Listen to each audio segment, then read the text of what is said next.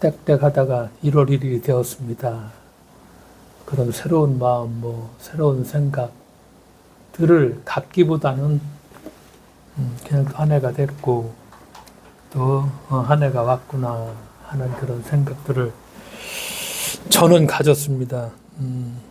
나이가 들면 그렇게 되더라고 하는데 김상희님은 그렇지 않으셨죠? 새해가 되니까 12월 30일에 1월 1일 딱 째깍 넘어갈 적에 잠잤어요? 아니요. 그럼 뭐 했어요? 저 온라인으로 선고령 하시는데. 잘했습니다. 나는 잤습니다.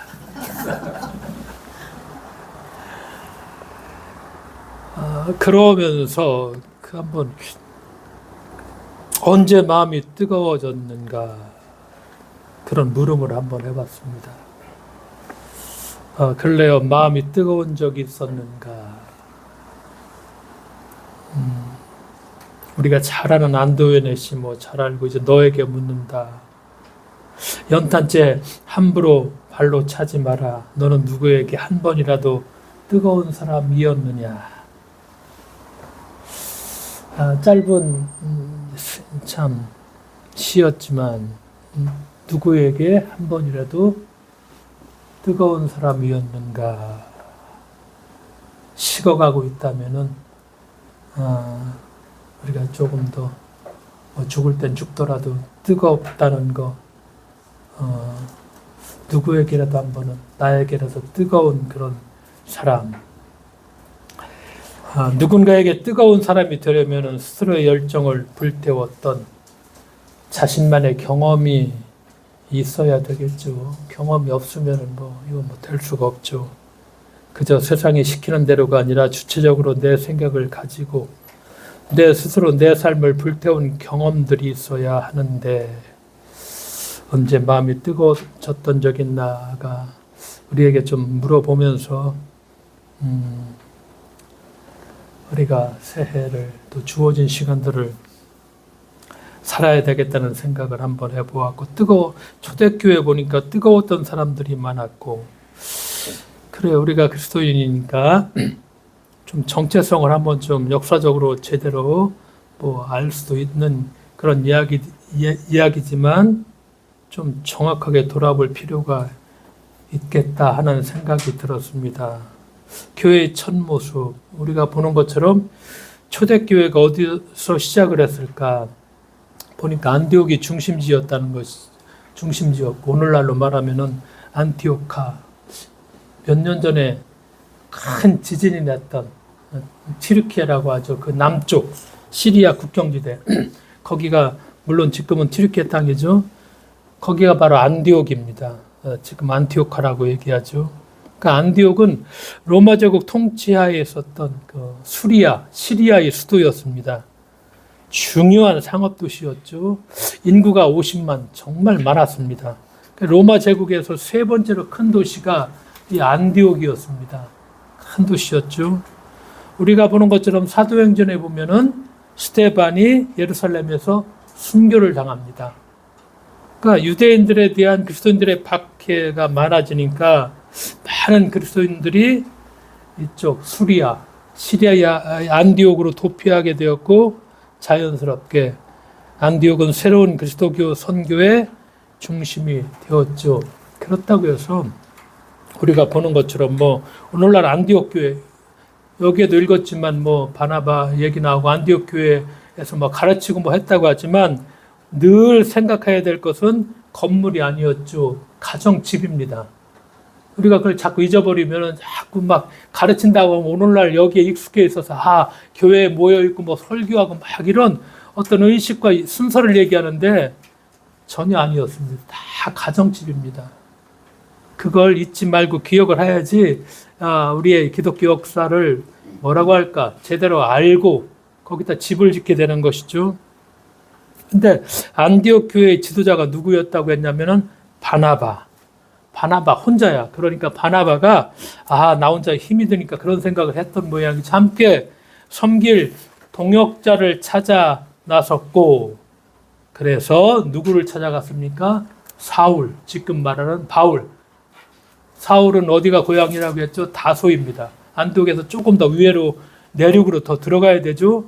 그래서 사도행전 11장 25절 26절 아까 읽은 말씀에 바나바가 사울을 찾으러 다소에 가서 만남에 데리고 왔다는 것이죠. 안디옥으로 데리고 와서 둘이 교회에 1년간 모여 큰 무리를 가르쳤고 제자들이 안디옥에서 비로소 그리스도인이라 일컬음을 받게 되었더라.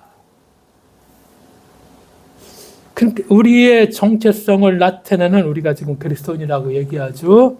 크리스찬 영어로 이렇게 얘기하죠. 이 명칭이죠. 최초의 보도입니다. 정확하게 성경에서는 이때 바울이 안디옥 교회의 지도자였는데 혼자 좀 힘에 부칠 갔으니까 동역자를 찾으러 다소에 갔고 사울을 알고 있었는 게죠. 그러니까 사울을 데리고 와서 1년 동안 안디옥 교회에서 사람들을 가르칠 적에 누가 옆에 모르는 저 기독교인들이 아니라 다른 이방인들이 이 사람들을 향해서 그리스도인이라 일컬음을 받게 되었다. 이렇게 성경에서 말씀하죠. 그러니까 스스로 부른 것이 아니라 다른 사람들에 의해서 불려졌다는 것. 그리고 이 그리스도인, 크리스찬이라는 명칭은 공동체의 명칭이 아니라 개인을 가리키는 말. 그래서 크리스찬인의 개인을 가리키는 말이었죠.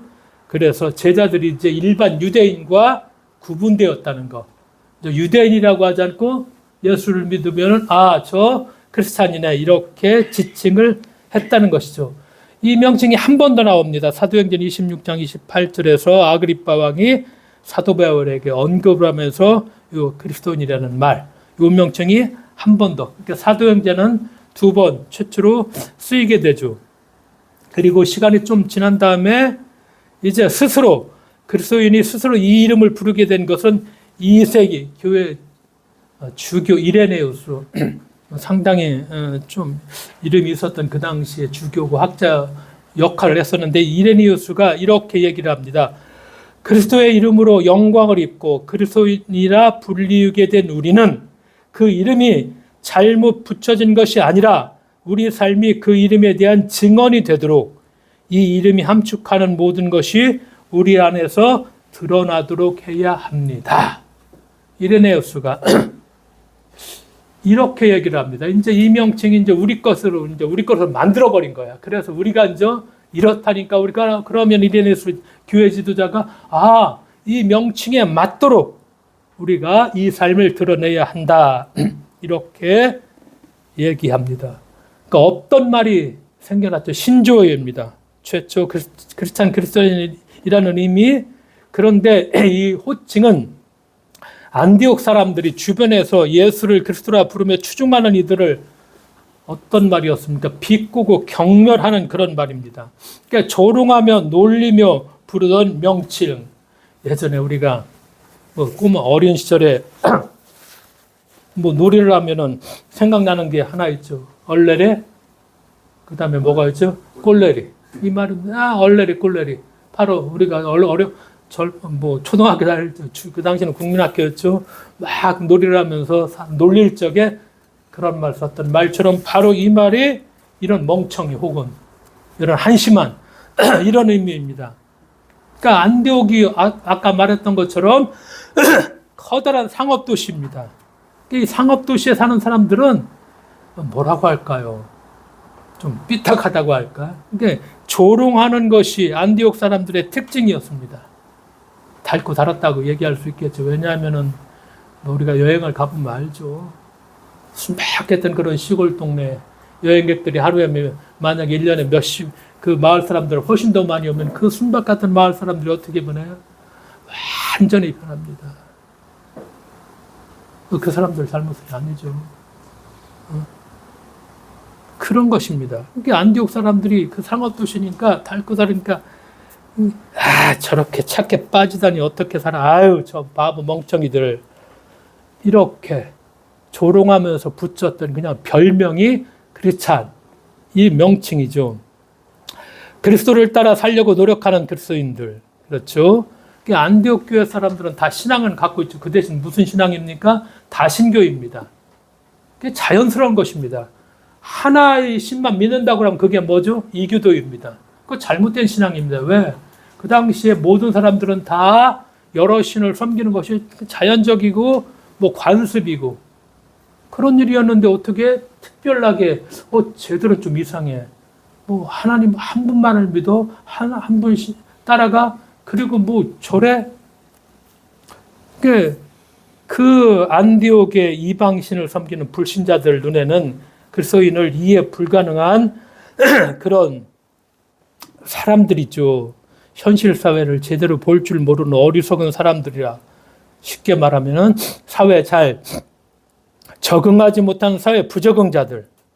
그래서 이런 이유로 안디옥 사람들이 조롱하며 놀려대며 붙여준 별명이 바로 오늘 우리가 지금 쓰고 있는 그리스도인, 크리스찬. 그러니까 분명하게 우리가 이 명칭을 이렇게 해서 시작이 되었구나. 왜냐?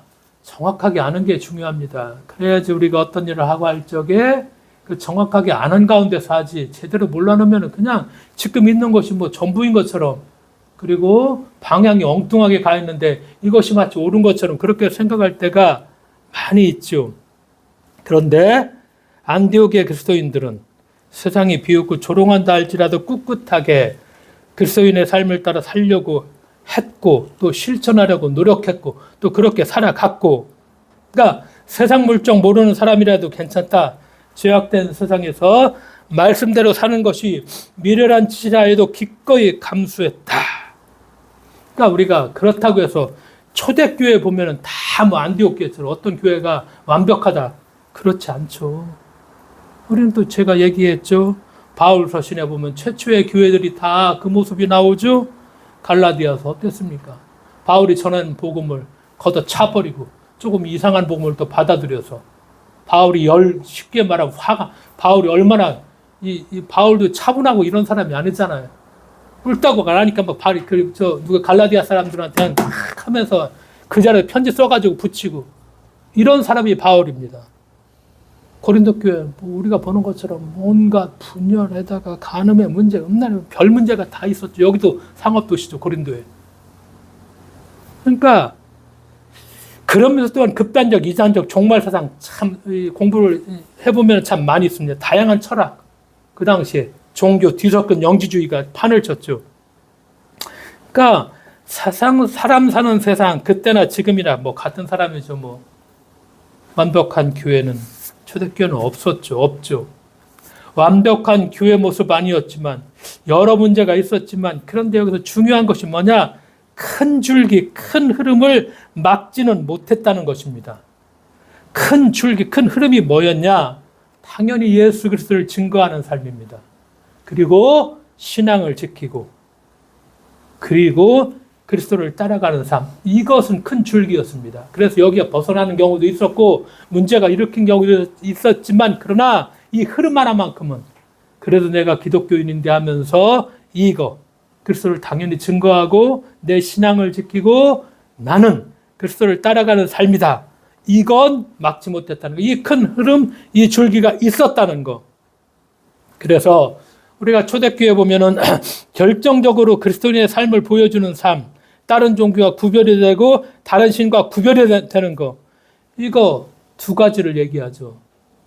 두 가지 큰 사건 우리가 잘 알고 있죠. 165년에 마르쿠스 아우렐리우스 황제가 통치하고 있었을 때 가공할 역병이 로마 제국 전역을 강태했습니다. 뭐 그 당시 역병이 정확하게 의료기술이 발전했는데 무엇인지 몰랐죠. 아마도 오늘날 의학자들은 서구 최초로 출현한 천연두가 아닐까 이렇게 추측을 합니다. 그러니까 이 역병이 한번 들어오니까 15년 동안 로마 제국을 다 휩쓸어버렸습니다. 로마 제국의 인구의 4분의 1 혹은 3분의 1이 다 이 역병으로 죽었습니다. 오늘날 말하는 로마 제국이 거의 유럽 전체죠. 전체 인구가 6천만 명이었으니까 죽은 사람이 한 1,500만 정도 됐다는 정말 2,000명까지도 갈 수 있는 엄청난 사람들이 165년에 시작된 15년 동안 역병. 뭐 오늘날 의학자들이 말한 대로 천연두일 거다 이렇게 추정을 하죠. 당시 황제 마르쿠스 아우렐리우스도 180년 비엔나에서 역병으로 이 병으로 마르쿠스 아우렐리우스가 사망을 했습니다. 또 한 번 있었습니다. 언제? 86년 뒤 251년 또다시 역병이 돌았죠. 이번에는 홍역으로 지금의 의학자들이 추측을 하죠. 역병의 파급력은 천연두 때와 조금도 다르지 않았죠. 당연히 뭐 치료법 없었죠. 위생시설도 갖춰지지 않았죠. 4명 중에 1명이 다 이 천연두로 이 병으로 죽어갖고 사람들은 공포에 떨었습니다. 이 당시의 기록들을 보면 그렇죠.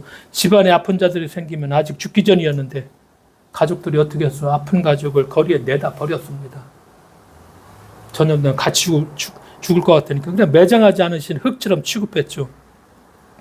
그래서 로마 시민들이 할 수 있는 일은 멀리 도망치는 것뿐 아무것도 할 수가 없었죠.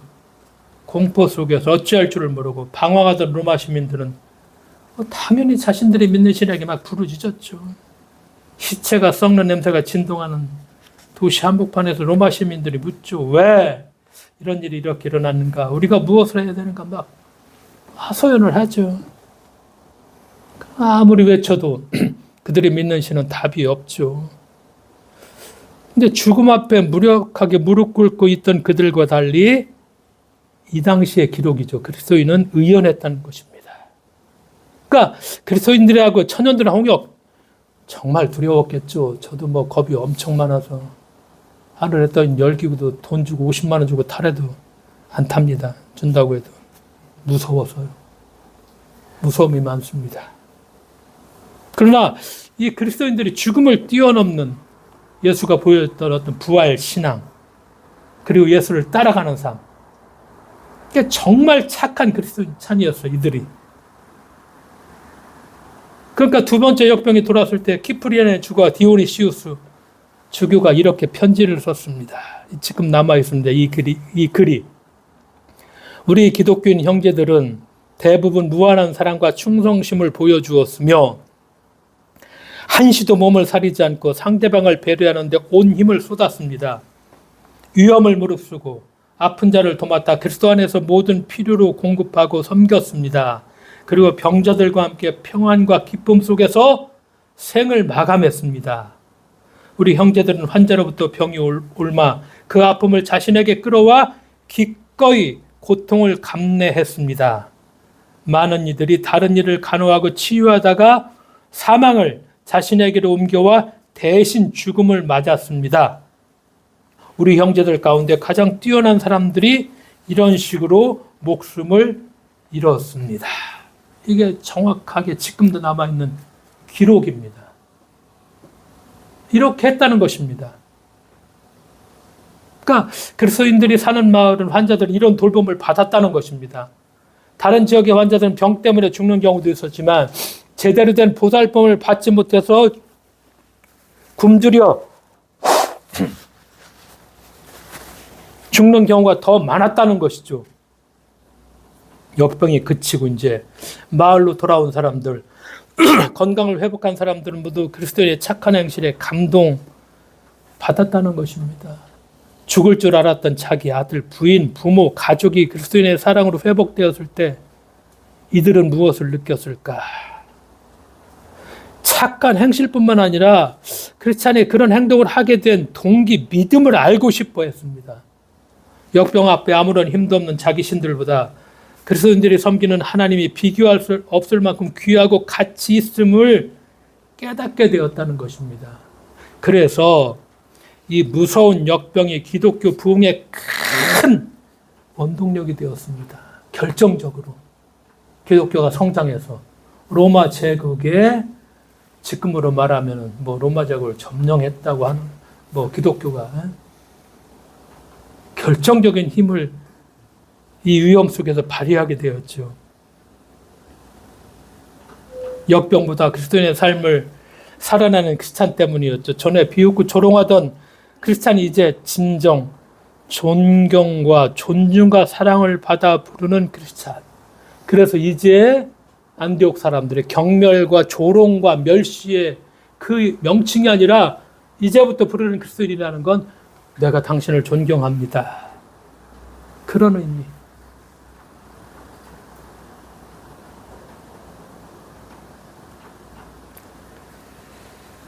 요즘 기독교가 어떤 모습을 갖고 있을까요? 어떤 사람들은 차라리 없어졌으면 하는 그런 얘기도 참 많이 하죠. 왜냐? 신앙은 살아 있어야 되고 증거를 해야 되고 그런 역할을 해야 되죠. 그런 역할을 못하게 되면 막스가 얘기한 대로 뭐가 돼버리죠? 진짜 아편이 돼버려요. 그냥. 초대교회 연구가 6년 전에 돌아가셨는데 알렌 크라이더 교수 이분의 책을 제가 몇 권을 사서 읽었습니다. 침례교 목사고 학자입니다.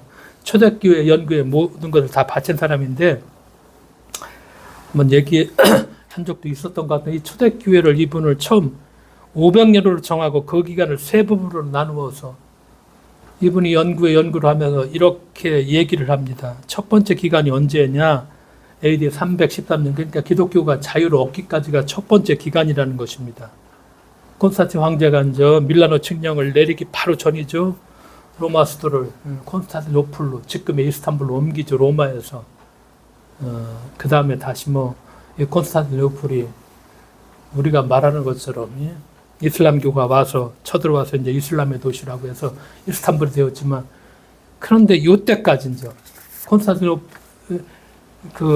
콘스탄티누스 황제가 밀라노 칙령을 선포하기 바로 전 그때까지 이 시기에 기독교는 당연히 불법이었죠. 그리스도인이 되는데 아무런 유익이 없죠. 오히려 그리스도인이 되려면 목숨까지 내놓는 그런 상황, 많은 박해와 핍박을 받았죠. 그런데 놀랍게도 이 시기에 기독교가 놀랍게도 빠르게 성장했다는 것입니다.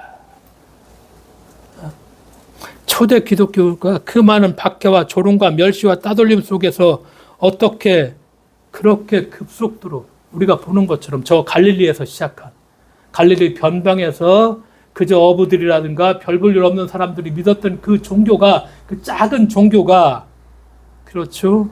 어떻게 그렇게 거대하게 성장할 수 있었는가. 이 알렌 크라이더 교수는 불신자들을 이끄는 매력이 있었다. 기독교가. 매력이 있었다는 것입니다. 그래서 성장할 수 있었다. 매력. 다른 많은 종교가 있었죠. 그 당시에. 그런데 기독교만이 하나님을 믿는 사람들이 이 매력이라는 거. 이거 있었다. 아까도 매력이 하나님의 사랑에 대한 어떤 실천이고 보여주는 삶이었죠. 이것이 있어서 성장할 수 있었다.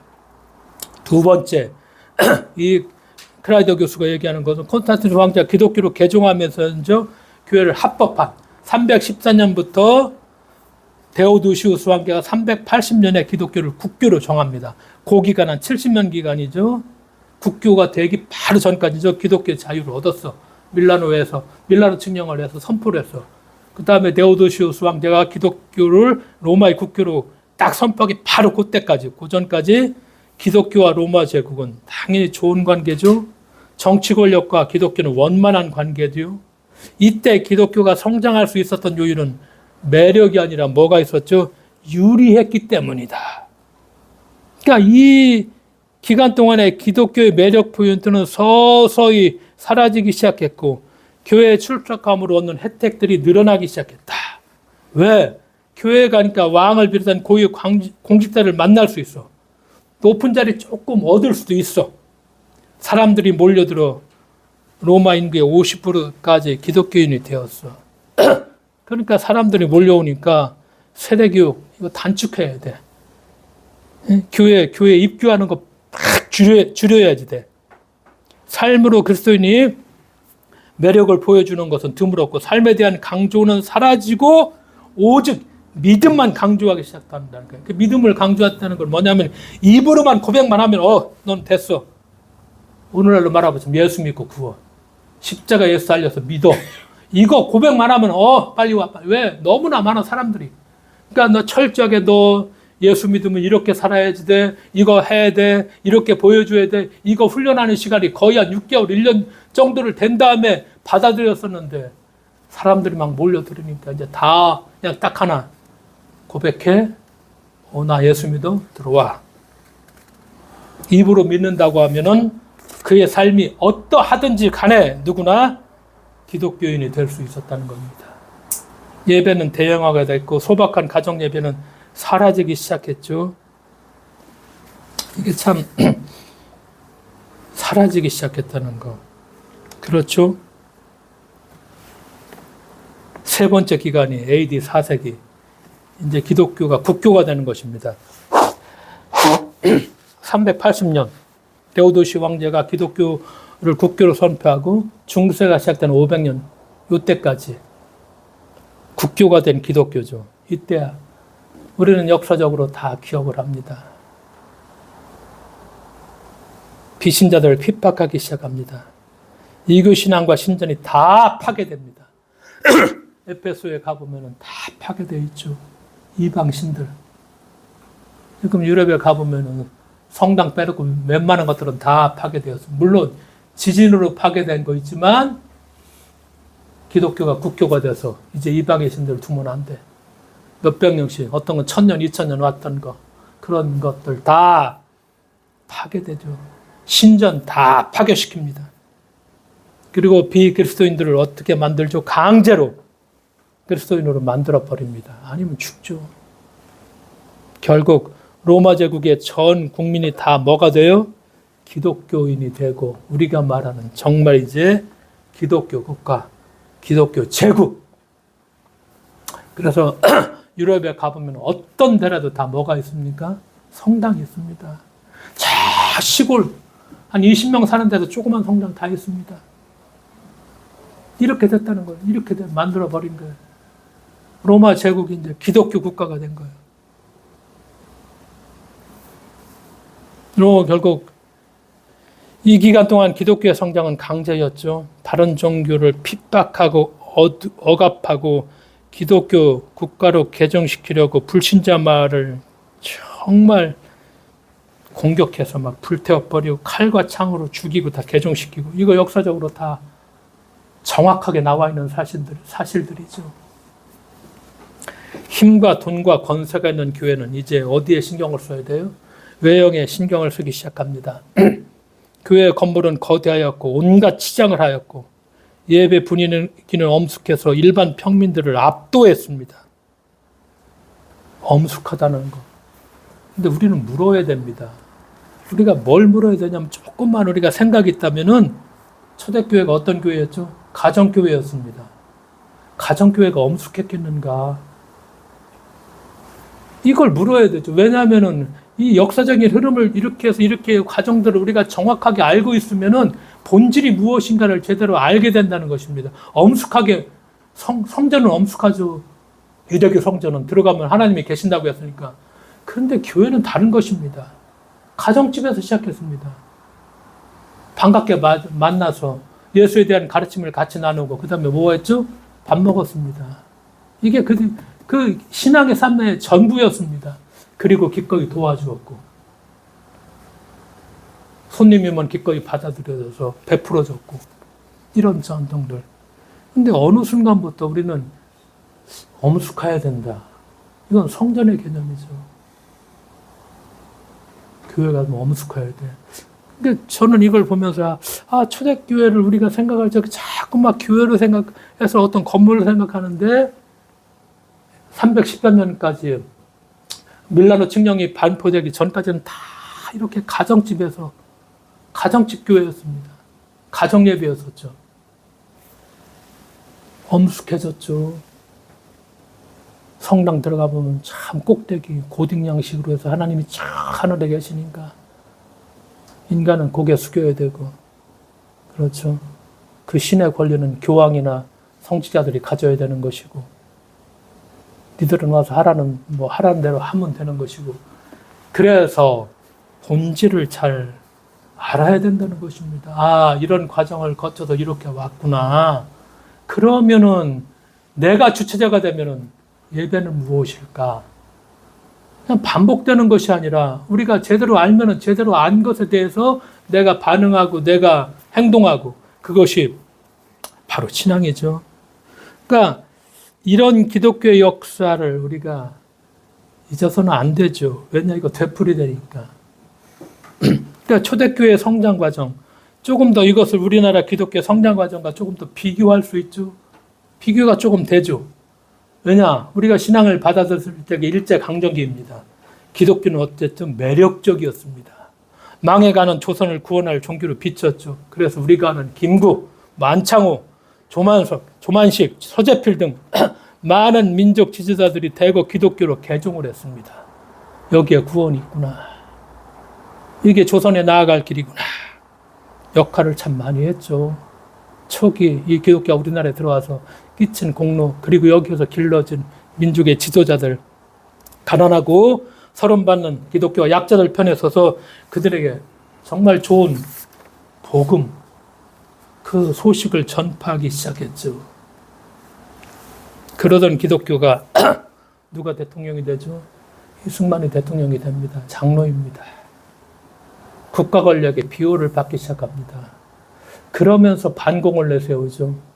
거기에 기독교인들이 다 따라가지고 그냥 거역하지 않고서 한 교회 국회의원이 수명씩 나오죠. 막 사업가들이 교회에 나오기 시작하죠. 기독교의 매력은 점차 사라지고 뭘 얻고자, 이익을 얻고자 교회로 몰려 들어오죠. 몇 년 전만 하더라도 일부 기독교 지도자들 마치 대한민국이 기독교 국가가 된 것처럼 예상하고 도시를 하나님께 바치자는 성시화, 저 학교 있을 때 참 파주 성시화하자 여러 번 찾아와서 여기 좀 나와달라고 맨날 목사들이 오고 그랬었는데 성시화 운동을 시작했죠. 막 하나님께 바치신 도시, 예수 천당 불신 지옥을 외치네. 이 행태가 십자군 전쟁에 나가는 모습과도 유사할 수가 있죠. 지금의 교회가 왜 멸시와 조롱을 받고 있는가? 기독교의 매력은 다 사라져 버렸습니다. 우리도 마찬가지죠. 내가 누구한테 매력적인 사람이 됩니까? 나한테 묻는 것입니다. 여러분, 한 사람들이 매력적인 사람이 됩니까? 저도 못 되잖아요. 누가 믿어? 누가 따라와, 예수님?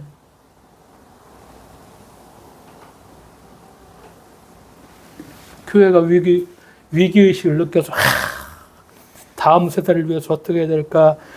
다시 복음으로 막 감리교 감독된 분이 2년 전에 전도를 다시 내세우고 2년 동안 죽으라고 노력했는 것 같은데 성과가 하나도 없었죠. 초대교회로 돌아가자. 내적 변화는 전혀 없이 구호만 얘기하죠. 행사만 얘기합니다. 엘렌 큐레이더 교수가 참 이 초대교회를 연구한 다음에 이렇게 결론을 냅니다. 기독교의 매력은 이교도 교리와 사상에서는 찾아볼 수 없는 하나님의 사랑이다. 하나님의 사랑을 경험한 사람은 서로 사랑할 수밖에 없게 된다. 고난 속에서도 이 사랑을 실천하는 매력적인 종교가 기독교다. 이분이 초대교회를 그렇게 수십 년간 연구한 다음에 이렇게 결론을 내고 있습니다. 새겨듣고 실천해야 될 고언이라 저는 그렇게 생각을 합니다. 그러니까 어떻게 전도할까는 막 방법을 생각하죠. 다음 세대에 어떻게 선교할까. 근데 이 질문을 다시 바꿔야 되죠. 어떻게 하나님의 사랑을 실천할 것인가. 이게 본질이 되어야 됩니다. 이건 10년이 걸릴 수도 있겠죠. 아무리 다음 세대 얘기하더라도 이거 본질은 이것인데, 이것이 매력인데, 그래서 이것이 사람을 끌어들이는 것인데, 이건 얘기하지 않고 여러 가지 기술, 전도하는 기술, 이렇게 해봤자 저는 그렇게 생각합니다. 그래서 언제 어디서나 고난 속에서도 로마 시대 때 초대교회 교인들이 보여주었던 하나님의 사랑의 실천, 새해가 되면서 우리가 어떤 희망을 얘기한다면 기독교 신앙에 살아있는 앞으로의 역사를 얘기한다면 본질은 하나님의 사랑을 어떻게 실천할 것인가. 이 본질이 우리의 갈 길이고, 그렇죠. 그래서 너는 누구에게 한 번이라도 뜨거운 사람이 되었는가 라는 시를 읽었습니다. 기도하겠습니다. 하나님 아버지, 감사드립니다. 오늘 새해 첫 주일 우리가 어떻게 살아갈 것인가, 그리스도인이라는 명칭을, 호칭을 우리가 받고 이것이 어떻게 오늘날 우리들에게 전파되었고 우리가 이어받게 되었는가. 오늘날 우리의 기독교가 어디에 서 있는가 돌아보면서 그리스도인으로서 그리스도인답게 오늘을 살아갈 수 있도록 저희들을 일으켜 세워주시고 동행해 주실 것을 믿으며 예수님의 이름으로 기도드리옵나이다. 아멘.